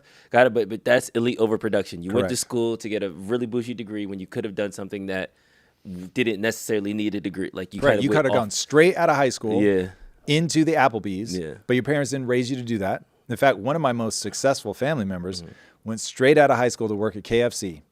And that motherfucker was so good at frying that chicken that he ended up like running first 1, then 2, then 3, then 8, whatever. Just like, up, and just absolutely killed it. And that was him going, I don't need to go to college. I get where my track is. I'm just going to head straight down this path. But you can imagine it was almost like scandalous. Yeah. Like, what's he doing? He's smart. Why is he fucking around with KFC? But it was like, he fucking smashed it. Nice. So that is kind of the problem. And I think that a lot of times when we're talking about the economy specifically, I want to jump over to the bond yields and things like that next. It seems like we're forgetting some of these input variables of this experiment that we're all in. You know, if you are looking at ice on a table and you turn on the heat, the ice is going to melt a little faster than if you turn on the air. And I think a lot of times we're looking at the economy, we're looking at our paychecks, but we're not thinking about these inputs and outputs that are happening around, whether it's government policy, whether it's international domestic conflict, whether it's supply chains. There's all these nuances that we don't necessarily talk about as much. And I think elite overproduction is one of those things that kind of gets swept under the rug, but that is a thing. It does need to have a fix. And that is one of the reasons that traditional empires have had problems in the past. It's very well said. Yeah. And now I'll add an element to that, which is a failure to understand the physics of the human experience makes solving the problem impossible. The people who, quote unquote, secretly run the world, first of all, assume they are warring factions. These are not people that get along. These are the people that kill each other in the night and all that shit. Like, these are, like, if you're really going to mentally map them well, some of them, maybe it's 10%, but some percentage of them are evil. And they are evil and they are wicked smart and they have no conscience whatsoever. They certainly act like it. And so it is, not a place without its dangers. I bring that up only so people understand that the world works in a certain way. It is run by humans. The human mind has tendencies that will play out over and over and over. And as you begin to map that there is a difference between you were raised in an environment and you assumed that's simply how the world is, was, and always will be, only to discover that's not true. And there are some people who have figured out the meta rules, and when they are well-connected, very smart, and they understand the meta rules, then they start playing a game that controls society. And so those are the people that move us forward. Now, because I know that people immediately, when I say that, think of the Jews, I will point people towards a book literally about the Jews. And it's a book about the Rothschild family. I think the title is just The Rothschilds. Somebody will have to fact check me on that one. But it's written by Niall Ferguson. It's spelled weird, Niall, I believe. I think people say Neil, but in my head I always say Niall because it's spelled so strangely. Anyway, Niall Ferguson, look it up, phenomenal book. Now, the reason that the book was so interesting to me is it walks you through the series of realizations that the first Rothschild who gets wealthy, he has to have for him to, because he literally starts in the ghetto. And it's actually an incredible story of rising up and understanding what it takes to create a dynasty. I get it. Most people are going to read it and they're going to be so skeeved out. They're going to have a heart attack. But if you just read it for the banality of, oh, this is how this works. Okay, so if I do this, and how it was that, because this is a highly volatile time. I mean, he's living through the French Revolution. And so he ends up figuring out that diversification is really important. And he's living at a time where geography matters a lot. And so he ends up sending his different sons to different cities. And it's like, okay, you're going to start a bank here, you're going to start a bank here, you're going to start a bank here, so on and so forth. And then he said, okay, every Rothschild has to partner up with politicians because this is just how the world works. And so you just start reading oh, wow, that really is how the world works. And oh, shit, okay, so this is exactly what's going on. And so if people begin to map out exit out of the wolves howling, this is dark, this is evil. They have black hoodies on and they're just right. And then just be it's a guy. Yeah. And it's a guy that has kids and he's at home and he's fuck, how do I get out of the ghetto? And he's okay, well, I've got this one patron who's pretty wealthy. If I could really find him cool shit, I bet that I could become the guy that he goes to for these coins. He literally just starts selling coins. Collectibles. It's like the Pokemon version. It's so crazy when you read about it and you see it really is a guy that's of that time, he's selling collectibles. He's a collector. And so it'd be today, it's the guy hustling on Pokemon cards, which, by the way, is the fastest growing asset class of the last 5 or 10 years. So this analogy is actually more accurate than you think it is. And trades that up to make enough money that he ends up starting to lend money. And then once he's lending money, then he ends up starting all these banks and sends his kids. Anyway, it's a truly brilliant story of just guys. Yeah. And so they start figuring out, and like some brothers do better than others because some of them like have, more of that, like, I'm not emotional, I just fucking do my thing. Yeah. And others are more panicky, or just like being in France during the French Revolution. And they're like writing that brother like frantic letters, like, bury your shit in the backyard, like for real. And at one point he's literally having to bury things in his backyard because he knows if they find them, that they'll either kill him or take it or whatever. Just absolutely wild. So I want people to have a real picture that things like inflation, they're not laws of nature. They're a man-made thing. There are people that, look, the system is complicated enough that it's very difficult to understand like all of it. But there are guys that really get how all of this works. And so when they make a decision and they do a thing, it's because they understand how to manipulate the system because they know the meta rules. And so anyway, this show is watching me largely try to cobble together as many of the meta rules as I can. And I will obviously speak freely about what I find, and I'll hold as many in my working memory as I possibly can. But yeah, the world works in a certain way. If you can master the way the world works, you can get ahead or at least not be abused. And you can understand when things go wrong, what's actually happening, instead of the dumb shit that we hear AOC or Mom Donnie scream about, because that's all bullshit, and that there are physics and you can align yourself with them. People still don't like this elite thing. Interesting. Is it they don't understand it or they don't like it? They just think it's not real. People are thinking this is your theory, and I'm trying to like argue that like, no, this is a historic, like this is a term, kind of like the GDP of a country, like the overproduction of elites it's known is a theory. So the overproduction of elites. This is not Tom Bilyeu saying the overproduction of elites. Now you may think that I'm over-indexing on the importance of the overproduction of elites. That I would certainly understand, because even I have talked about it before. I know it's a phenomenon. I've never put a ton of weight into it. I went out to dinner recently with somebody who made a very compelling pitch that I am underestimating the power of that. And they seemed a little less excited about talking about it in public, so I'll let them go unnamed. But very bright, very well-meaning person, just really trying to get me to take this idea seriously. And so this is me beginning to explore, not me like saying, this is our problem. But by the end of the evening, I was pretty convinced that at a minimum, I need to look more closely at it. Yeah. And I got it from Redyard when we were talking about, that's when Mass Utopia was big, and he was just talking about in general, when you have people that were promised a job. So I think people are so caught up in the word elite, they forget the rest of the claim, which is the reason it's an overproduction is I was promised a silver spoon in some capacity. I was supposed to be the philosopher that got into the Senate, that got that seat. I was supposed to be the art history major that curated the MoMA. And the fact that I have this degree, the same degree that this other person has, but I don't have that job, now I have a disconnect with society. Right. I'm no longer bought in. I want to criticize it. I want to take it down. So me and my friend who's a film major who didn't get his film done, me and my friend who's a philosophy guy who didn't get his book published, and all these other people come together, and now we're angry at the positions that we thought we were going to have.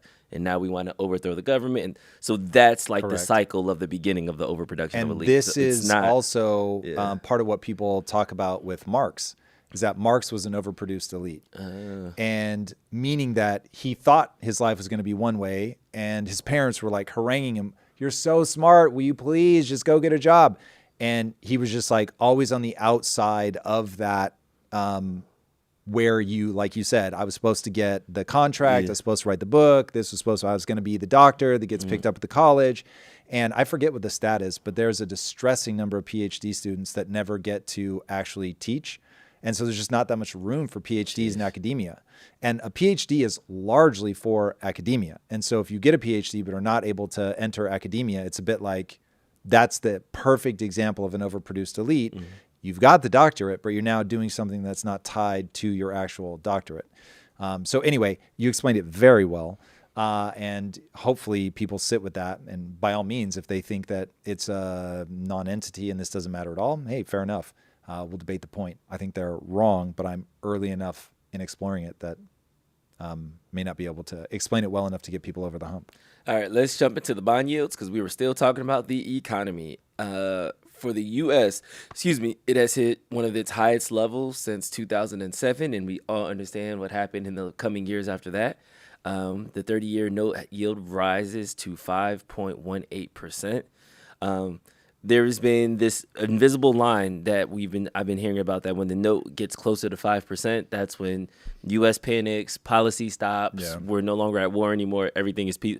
So that's kind of our stress number. Why is 5% that barrier? What does it mean? Going over a 5%, being under, kind of help give us context on why 5 is a good line in the sand. Okay. So the reason that the interest rate on bonds, treasuries, they're essentially the same thing. There's different flavors. But the reason that it matters is that this is going to be the cost at which you at home can borrow money. And so if you want to, and it's always long-term, that's where people start really talking about, it's the 10-year. Could be the 10-year, the 20-year, the 30-year. You're going to hear all of those numbers being talked about now because they're all starting to break bad. So it really is the indication of how expensive are things like home loans, car loans going to be, things that people take out a loan for long periods of time, college debt, stuff like that. So as that goes up, life just gets more expensive. The things that really matter, a house, just to keep it very easy. And so when houses get too expensive, then people start pulling back. So when there's not a lot of money in the system because money is expensive, that gives the system the incentive and the impulse to pull back. When you pull back, that's basically the definition of a recession. If you pull back far enough, you get into a depression. Because if people aren't spending money, then money's not moving around the economy, goods aren't being purchased, employees aren't needed, then people are getting laid off, then they don't have money, people pull back even more because even fewer things are being purchased. This is why, this goes back to what I was saying about once you understand how the economy actually works, like I think people just think of it as, well, I go and buy groceries and I go to the store and buy some clothes. And it's a thing I did because I wanted those things or I needed those things. And what you have to understand is the world you live in is predicated on the fact that you're going to do that. And the very second that you stop, the entire structure of your life begins to break down. So there's nothing mystical about a recession or a depression. It is just people not either having enough money to spend or having money but being paranoid, and so they don't want to spend it. And so that's why, like when you do stimulus checks, the big fear that the government has is that you're going to save that money.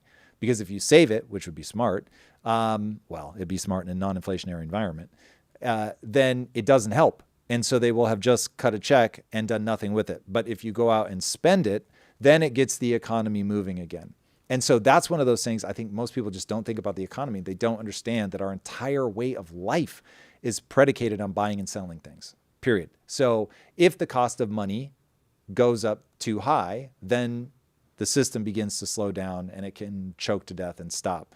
There are very complex ways that can play out. Watch my video on the euro dollar. And then there's super mundane ways, like your boss lays you off because there's just fewer people buying the widget that you guys produce. And therefore there's not as much revenue coming in. And so they're going to have to let you go. This is also seems like a global phenomenon because the G7 nations are collectively at 4.7. So it seems like everybody's feeling this numbers crunch globally too. So it's not just a domestic problem. Very well said. So traditionally when this kind of thing happens, it's only happening to one country. And so if you look back over the last a lot, like 50 years or something, if one country went over 5%, they were all by themselves. Now, when they start going over 5%, it almost always leads to a crash. So the stock market is going to come down.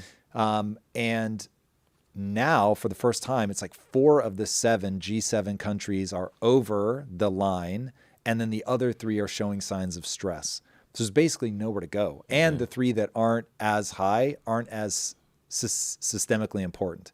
So it's like the 4 big ones are all like alarm bells blaring, sirens going off, lights flashing everywhere. And then the ones that are only showing signs of stress, everybody's like, yeah, well, you don't really matter anyway.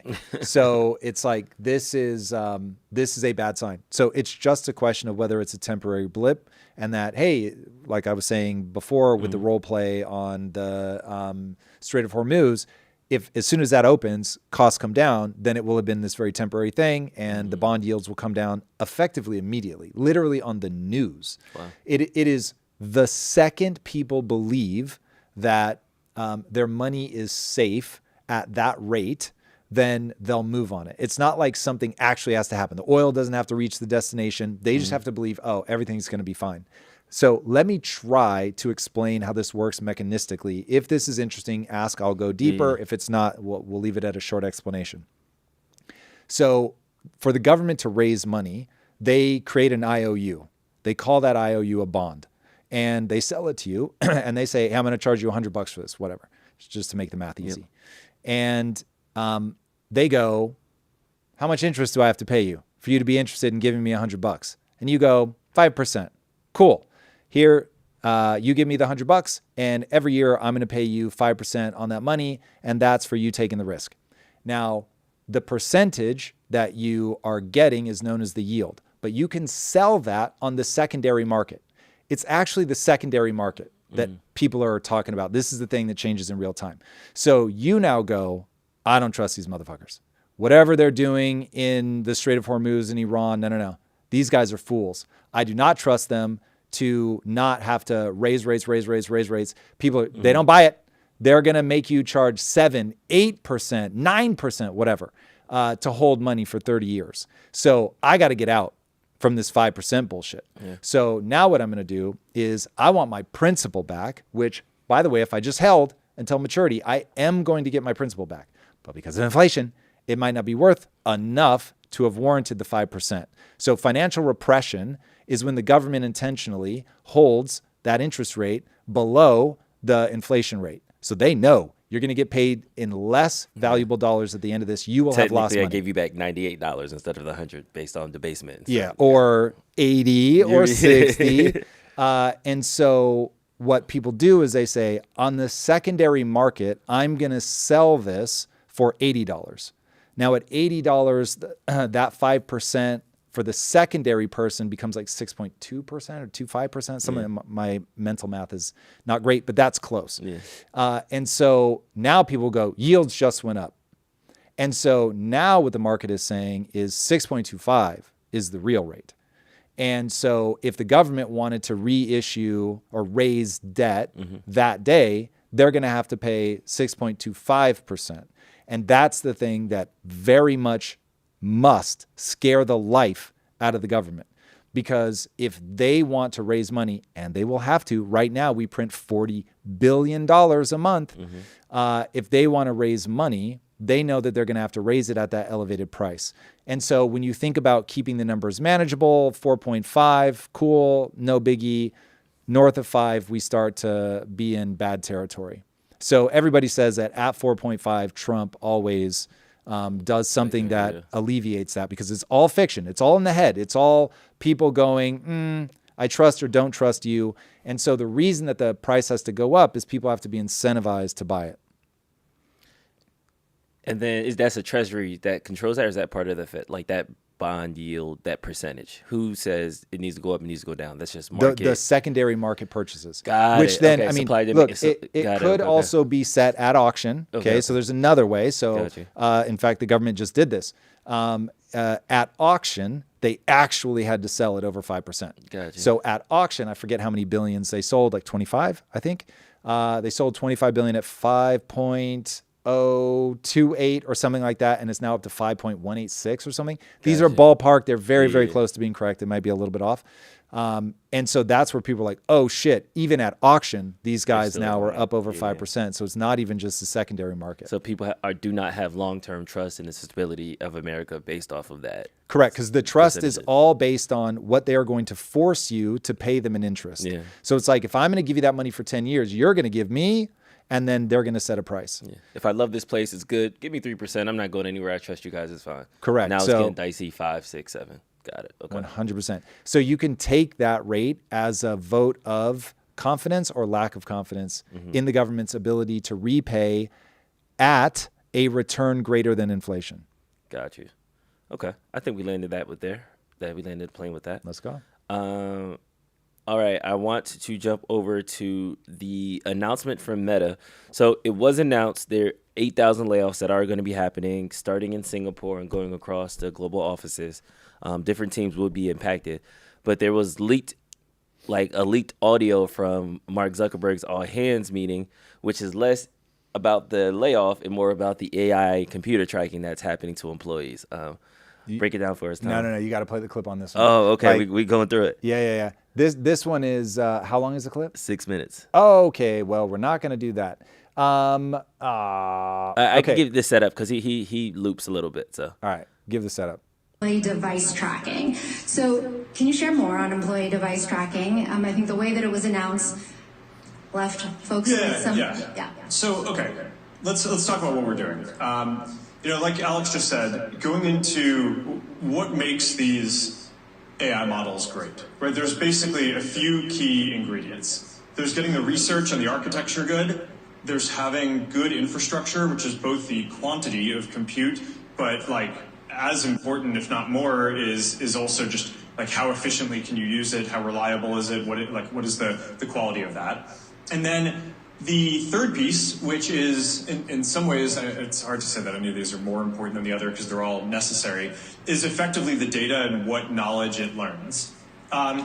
So we're in a phase where basically the AI models learn from watching really smart people do things. And if you're trying to get it to be able to do certain capabilities, having it be able to observe really smart people doing those things is very important. So I feel like that kind of gets us the context of what is going on, right? Yeah. Okay, so this is part of the bigger backlash around AI that people are starting to see. And I have a PSA. I'm literally wearing the shirt from the Neon Future comic right now as just a reminder to people that the backlash against AI is going to be swift. It is going to be aggressive.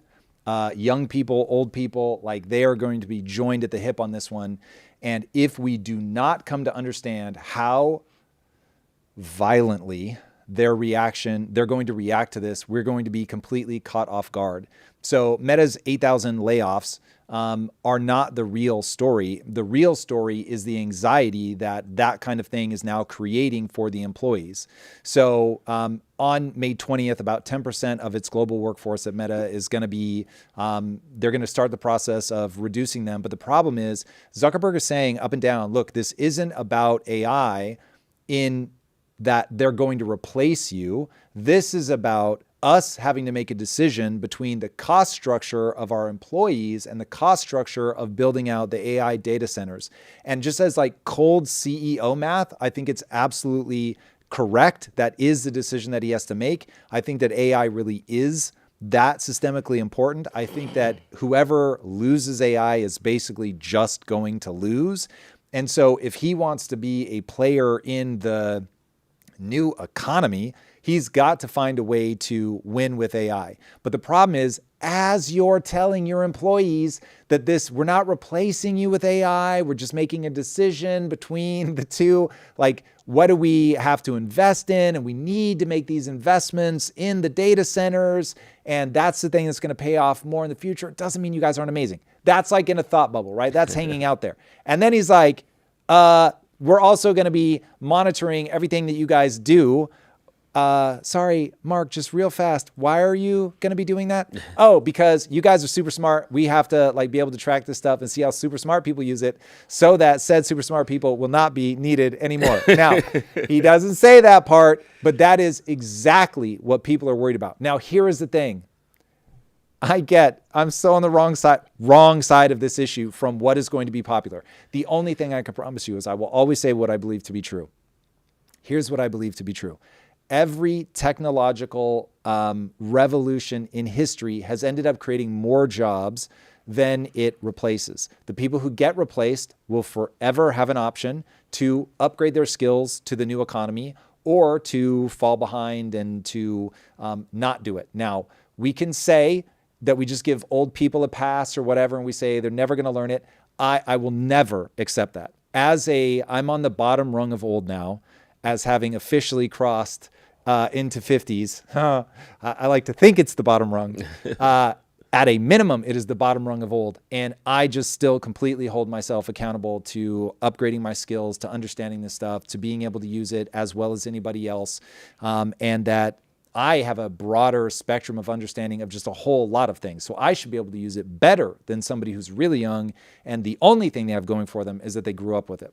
So I don't think we let old people, and myself very firmly in that group, off the hook. I think people have to face that in a society that technology is a promise of a better tomorrow. It is always going to be developed if it promises an advantage, and that you have the opportunity to embrace it. And I think people should embrace it because they are going to get left behind. The only alternative is to allow them to become an unproductive member of that society. We will not be able to survive that. The energy will move somewhere where they make sure that people are contributing productively to the group.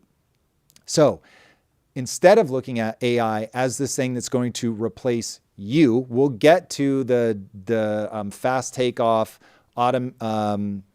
artificial general intelligence in a minute. I'll come to that. But right now, instead of thinking this is going to replace me, think of it as it's going to replace your current job. So make sure that you're not stuck doing just your current job. You need to be evolving and saying, okay, how do I leverage this to do this in a new way, a different way? How does this open up new possibilities? What does this allow to be possible that wasn't possible before? And I know this example seems ridiculous, but once you understand this is literally what's going to happen, knocker-uppers, which is what they were actually called, all went out of business as soon as the alarm clock was invented. Lamplighters were all out of jobs as soon as the electricity came to town, okay? So forever and ever, we have been replacing old jobs because a new technology comes along and it's just, well, that thing isn't meaningful anymore. The market doesn't care about it. Meaning, I mean, if I can just say it grossly, you guys don't want to pay for that shit anymore. You're just like, that's not valuable. That's not where it's at. Because that happens always and forever, all of us need to be prepared to upgrade our skills. So I understand. I really understand. I feel much of the anxieties that even young people feel. I don't have the economic burden. I get it. But that doesn't mean that I don't feel it in terms of I want to tell stories and make video games, and a big part of my brain is just like, I don't think that stuff is going to matter in the future. I think it's going to be so different. But anyway, nonetheless, the world is going to change. And so having young people adopt a mentality of, I can take whatever comes my way, I'm going to adjust with this, I'm going to learn this new thing, and this is going to be awesome, I think is a far more useful mindset to have than being so scared that you boo it. A minor example from my own youth, when I was in film school, 3D animation came out. And I was devastated. And for years, I refused to see Toy Story because I thought that it was destroying an art form that I really loved and respected. And then once I finally caved and I went and watched it, and I was like, whoa, this is really going to make things better. And this is how this stuff works. I get it. We are comfortable with the way things are. We have much higher ability to predict where things are going because we know it. We know this way of doing things. And looking out into the future is scary. And these kinds of moments of disruption are devastating for people that are unwilling or unable to adopt to the new way of life, but it creates tremendous opportunity for the people who are. And so I don't want to see anybody who could make that transition and capitalize on incredible opportunities give up that opportunity out of fear. Fear will stop you from doing just about everything in life. And I have a rule in my life, and the way I articulate it to myself is I never stand still. Now, that has cost me dearly in the past, but it's also the reason I've been as successful as I have been. So especially if you're young, like just have that rule. No matter what comes your way, you're going to master it. I'm going to learn this thing. I'm going to get great at this. I'm going to be better than everybody else. I know that sounds anachronistic, but that is really, truly, I beg of you to hear me. It is the human experience. This is how the human animal works.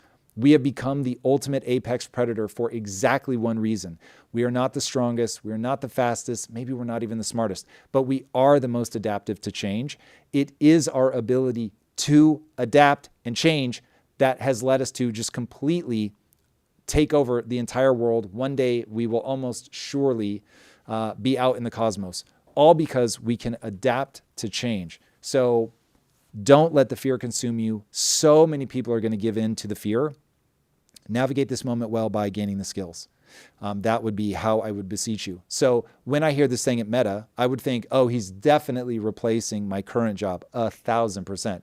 I am actively training this AI to take over for what I do. I know the words I'm saying right now are training an AI, and that one day people will just be able to go, what would Tom say about this? And it'll just tell you. And you can be like, nah, that's fucking stupid, or whatever. But the AI could already, because there's more than 1,000 hours of me out there talking. So in no uncertain terms, I have given the AI what it needs to replicate the thing that I do today. But if I can learn, and become capable of novel things in the future, then I'll always be able to stay a step ahead of something, of AI. Okay, now if we get to artificial general intelligence, and it gets into a self-reinforcing loop where it becomes better than us at everything, I will just say the following. Magnus Carlsen would get his ass handed to him by a chess program running on a phone right now, but we still find it interesting to watch him play. He still finds it interesting to build that skill set, as I think we will, as humans, continue to find things interesting, to continue to find humans interesting. And if you have any interest in a world of abundance where nobody, and I mean nobody, not schizophrenics on the street, nobody has to worry about getting the things that they want, then you should want cost of labor to drop to zero and the cost of energy to drop to zero, which almost certainly would happen with artificial general intelligence that's self-reinforcing, that can learn on its own. So the chasm obviously becomes very scary. I share that with you. I've been thinking about this for a very long time. So I'm as worried as anybody about crossing that chasm. But nonetheless, this is largely going to come down to whether we keep our heads on us and move forward. And I know I've said this before, but the only way to stop it would be a level of catastrophic violence that I don't think people understand. And people have suggested actually nuking the data centers. That is a horrific idea. It is a terrible idea of such epic proportions that I really hope nobody's that fucking stupid. But there you have it. Yeah, your Pixar analogy really drove it home for me, because when movies were first created, it was silence. And then talkies came, and that ruined the industry. And for actors that had a terrible voice or couldn't memorize lines or whatever, it was terminal. So they could no longer do movies. Yeah. I get it, but there are other ways to express yourself, whether in front of the camera, behind the camera. Yeah. And it's only when the resentment builds up where it's like, no, I must interact with it in this way or I just don't care anymore. That's like, to me, that's like being an athlete. And you just know when I get injured or I hit a certain age, everything I've ever cared about is over. It's on. And you've got to find a way beyond that. In fact, thank you for bringing this up, because Kobe Bryant, never met him. When he died, it was like being punched in the gut. And it was like being punched in the gut because when he finished basketball, he went into film and he won an Academy Award. And this was exactly as I was transitioning into impact theory. And so when I heard that he was moving into film, I got so excited because I wanted to compete against him. And I thought, oh my God, like this will be so fucking cool. I was so inspired that this guy won an Academy Award with his first short film. I was just like, how fucking good is this guy? But he didn't go, oh, I blew my Achilles heel. I'm never going to be the same. My basketball career is over. This sucks. Life isn't worth living. He was like, oh, fuck it. I'm already on to basketball. He pointed all of that drive and tenacity and intensity onto something new and was learning the language of it and falling in love with it. And I'm so inspired by that. I want to see other people embrace that same thing. Oh, I'm not doing this. Like for me, I just thought I was going to be a filmmaker. And when I was in business and was like, I may never get out of business. This may be the rest of my life. I had to fall in love with it because I'm not going to be here miserable. So let me find a way to connect with this, to do something interesting. And it was that where I was like, I want to bring filmmaking and storytelling into a protein bar company. It was exactly why we did social media before it was called social media, which is exactly one of the reasons that we ended up being so successful. So what you had was a guy that was like, fuck, maybe I'm never going to be a filmmaker. And I start doing that, ends up being insanely successful. Then by the time I actually exit the company and now have the financial wherewithal and I could do movies, film's not really a thing anymore, not like it was. And so I was like, whoa, like, the 15 years that I spent getting wealthy enough so I could be in film were actually the last 15 years of film's relevance. It was devastating. And so I was like, oh, what am I going to fall in love with next? Became video games. So, and if and when video games go away, it will be something else. But that is a mindset. It's not that I don't feel the loss or the mourning. It's that I'm like, okay, well, I need to find a way to connect with this. And by the way, because obviously I don't expect any credit for that now that I'm wealthy, but I was doing that when I was fucking broke and everything I had was on the line. And it was like, if Quest doesn't work, and trust me, in the beginning, this was not self-evident. If Quest doesn't work, I lose my house, everything's gone, I'm fucking destitute on the street, like not a good scene. And it was then that I was like, I'm going to inject the things that I love into this and I'm going to find a way to love this. It was when I started saying, whatever you do, you've got to say, what would I enjoy even if I were failing? Because the success can't be guaranteed. That was me in the maelstrom of like, yeah, I don't know where this goes.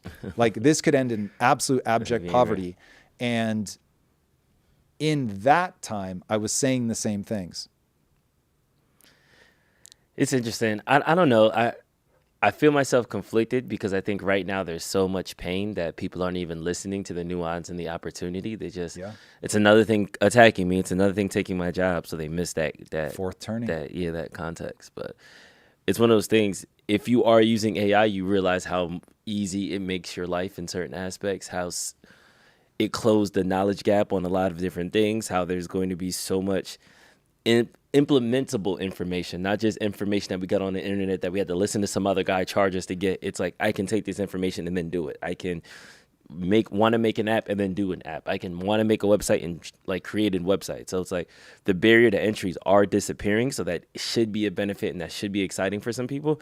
And I just hope that in the midst of everything, wars, foreign and domestic, we are able to see the opportunity in front of us. Yeah. Fingers crossed, Drew. Well said. All right, let's jump over to Seattle. Let's do it. Where Mayor Katie Wilson orders police to not arrest offenders for open drug use citywide. I did not think that was the first sentence on this story. She's 43 years old and has relied on her parents for financial support. Our major cities are literally destroying themselves. Wow. Okay, so this tweeter had problems today, but let's hear from a press conference. I had the honor of being noticed by the President of the United States, who called me a very, very liberal / communist mayor.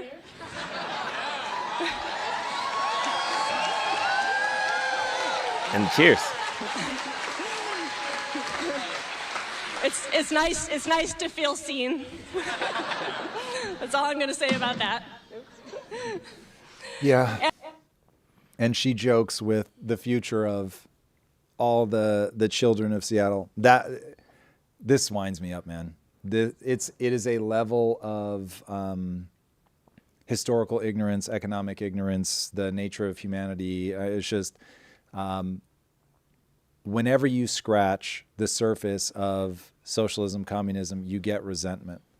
And it is so dark and so sinister. It's so dark, Drew. It's so dark. And yet people love it. They find it funny. They snap for it, clap for it. It's it's wild, but get what you vote for, I guess. It's a predictable problem though, because I feel like even with people who feel some type of way about these policies, who like these policies, you cut them a big enough check, they're no longer socialists or capitalists anymore, and I think that's part of just running into the reality of money is high utility. So once you get to, if you can answer the question, what is money? And once I realized that money is the medium in which we capture how much the world values what we do with our time. And you have to, like, how else would you store that, right? It's like money is a battery for the energy that you create for the world with your time. And it gives you a way to hold on to it. And it also tells you what the world thinks of the way that you're contributing to the group. Because if they give you very little for your time, then they're telling you that they don't value it very much. And so it's like, well, do I need to do it differently? Do I need to do something else entirely? Like, how do I get to the point where the world values what I'm doing more? And so when someone goes to write you that check, it is suddenly as if like the thing that you do with your time is more magical, because you can now deploy that against anything. Money can buy time. Money can buy experiences. Money can buy food, shelter, luxury. I mean, it's just all of it is transacted in money. The only thing that money can't buy is, I mean, maybe respect. But you can even get with money, you can get people to mimic respect. That's what's wild. Like, so money is ultra, ultra high utility. And so anybody that has like a negative view of money, it's like, what do you mean? That is like having a negative view of being able to capture the enthusiasm with which the world meets you for the things that you do with your time. Well said. Reptoid 3866, resentment.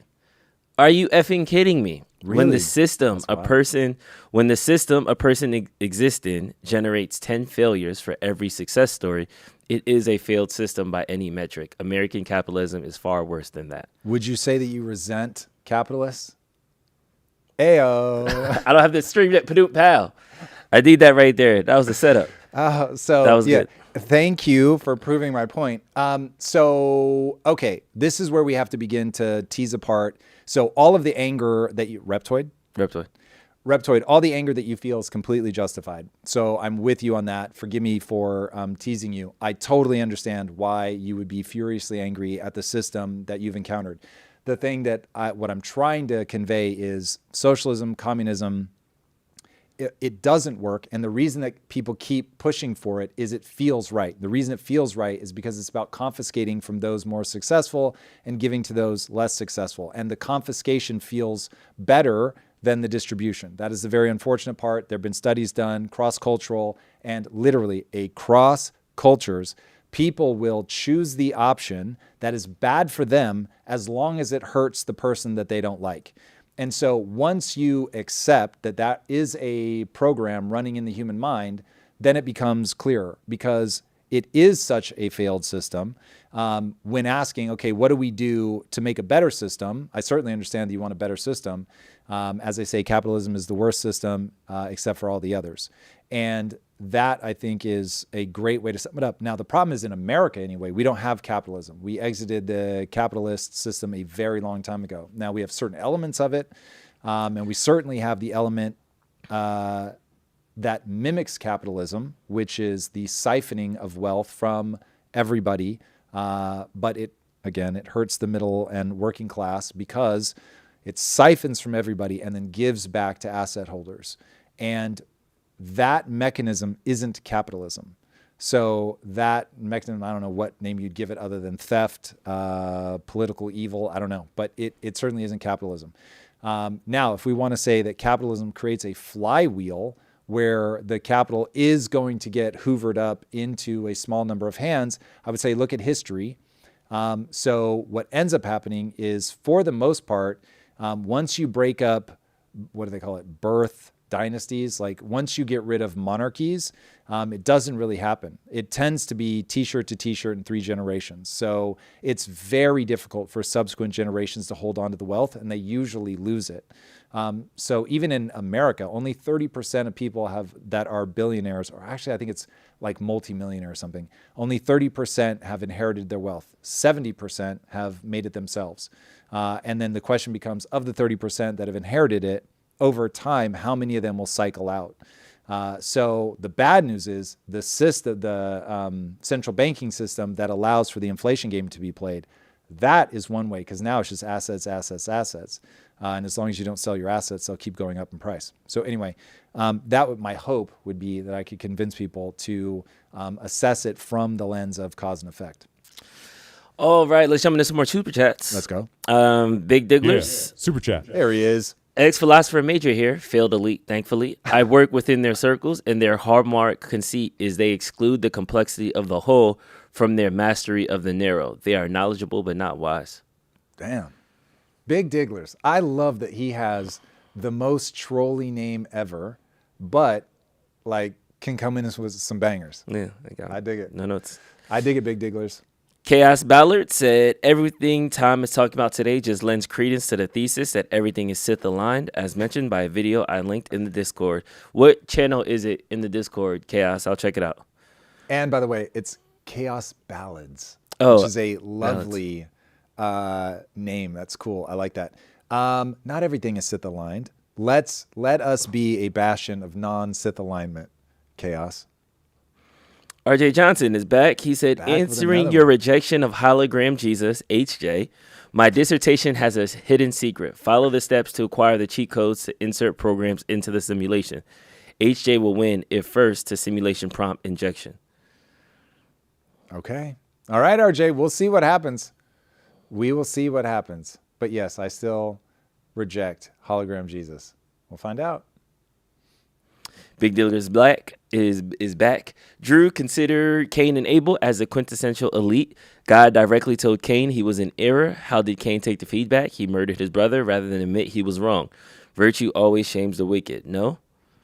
That's interesting. I don't know enough about Cain and Abel to know if Cain truly was elite in that sense or if he was just a moron. And this becomes where we conflate virtue, non-virtue with the elite, which I think may be some of the problem that you were seeing in the chat is people just so think of elite as like the bad guys, but that think that they're right. And that may be a condition that is shared by a lot of elites, but it certainly isn't definitional. How do you feel about the last line? Virtue always shames the wicked. If you certainly, yes, if you define wicked as somebody who is without virtue, which seems pretty like definitional. So yeah, that feels good. Darius 10th P said, Tom, have you heard of Richard Werner, the German economist who believes we need more small banks to lend money to businesses to fix the economy? You should argue/talk to him. I don't know him, but it's certainly an interesting idea in terms of when China came and asked the U.S., like, how do you do what you do? Like, what is the secret to your prosperity?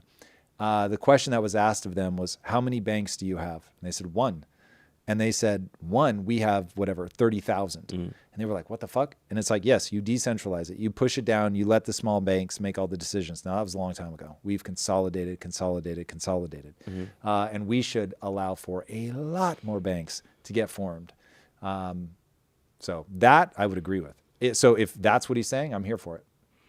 All right. And Timothy Johnson Jr., I appreciate breakdown of bond yield and secondary market. Super interesting. Thanks, Tom.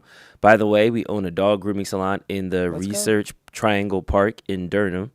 Puppy love pet grooming. # blue collar. Very successful business. There you go. Congrats, Timothy. That's dope, man. Love the business. Got a little plug there. If anybody needs pet grooming in Durham. Indeed. We got a plug. All right. That's all I got. All right. Love you guys bunches. Thank you. We will be back on Friday morning. Make sure you join us. All right, guys. Take care. Peace.